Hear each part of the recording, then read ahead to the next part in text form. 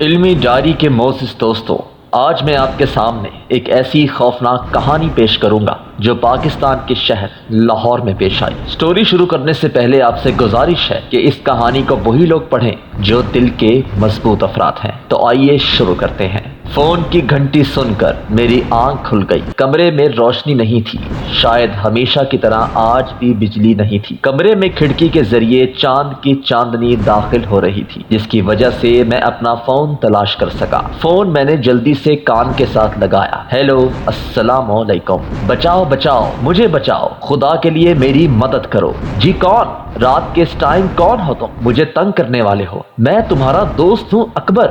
ہاں اکبر، کیا بات ہے؟ کیوں رو رہے ہو؟ یار وہ مجھے مار دے گی، میرا خون پی جائے گی، وہ میری طرف آ رہی ہے۔ کون تم کو مار دے گی؟ ہیلو اکبر، لیکن کوئی جواب نہ آیا۔ میں نے خود اکبر کا نمبر ڈائل کیا، لیکن دوسری طرف سے کوئی جواب موصول نہیں ہو رہا تھا۔ میں اچانک اس کی باتوں سے پریشان ہو گیا تھا۔ اکبر کی نئی شادی ہوئی تھی، وہ میرے ساتھ بینک میں کام کرتا تھا، ہم بہت اچھے دوست تھے۔ میں ایک غیر شادی شدہ ہوں اور آزاد فطرت کا مالک ہوں۔ میں نے الماری سے اپنا ریوالور نکالا اور اکبر کی گھر کی طرف چل دیا۔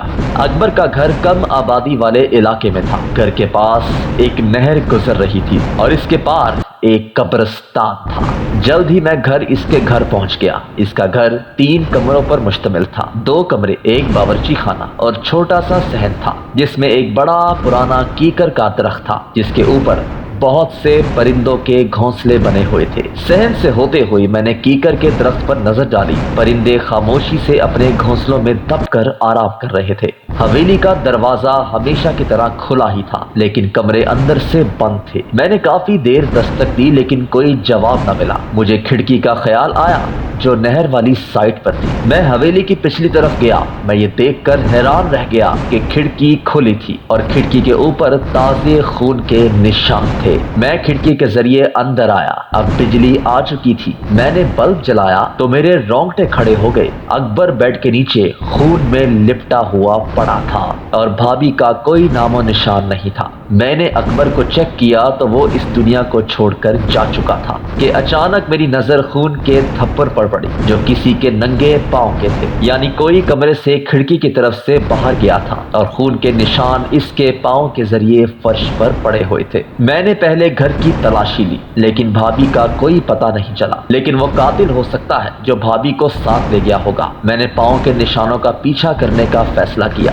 اور کھڑکی کے ذریعے باہر آ گیا، لیکن میں نے تھانے کال کر دی اور سب حقیقت بتا دی تھی۔ پاؤں کے نشان ٹارچ کی روشنی میں بہت واضح نظر آ رہے تھے، لیکن یہ نشان تو نہر میں جا رہے تھے، یعنی قاتل نے نہر پار کی تھی، پر میں نہر پار نہیں کر سکتا تھا، اس لیے میں نے 1 کلومیٹر لمبا چکر نہر سے ہو کر لگایا اور پھر نہر کی دوسری جانب ان پاؤں کے نشان تلاش کرنے لگا۔ جلد ہی تازے پاؤں کے نشان مل گئے۔ یہ نشان قبرستان کی طرف جا رہے تھے۔ مجھے قبرستان سے ڈر لگتا ہے کہ اچانک میرے کانوں میں پولیس کی گاڑی کی آواز آنے کا شور سنائی دیا تو میں واپس اکبر کے گھر کی طرف چل دیا۔ میں نے اپنا تعارف کروایا اور بتایا کہ یہ نشان قبرستان میں جا رہے ہیں۔ میں قبرستان میں اکیلا نہیں جا سکتا، اگر آپ نے ساتھ چلنا ہے تو چلو، کیونکہ وہ قاتل بھابھی کو قبرستان کی طرف لے گیا ہے۔ انسپیکٹر نے اپنے ساتھ 2 آدمی لیے اور باقی وہاں شواہد اکٹھے کرنے لگا۔ ہم قبرستان میں داخل ہو گئے تھے۔ قبرستان بہت ہی قدیمی معلوم پڑتا تھا۔ میں نے پہلے اس قبرستان میں نہیں گیا تھا۔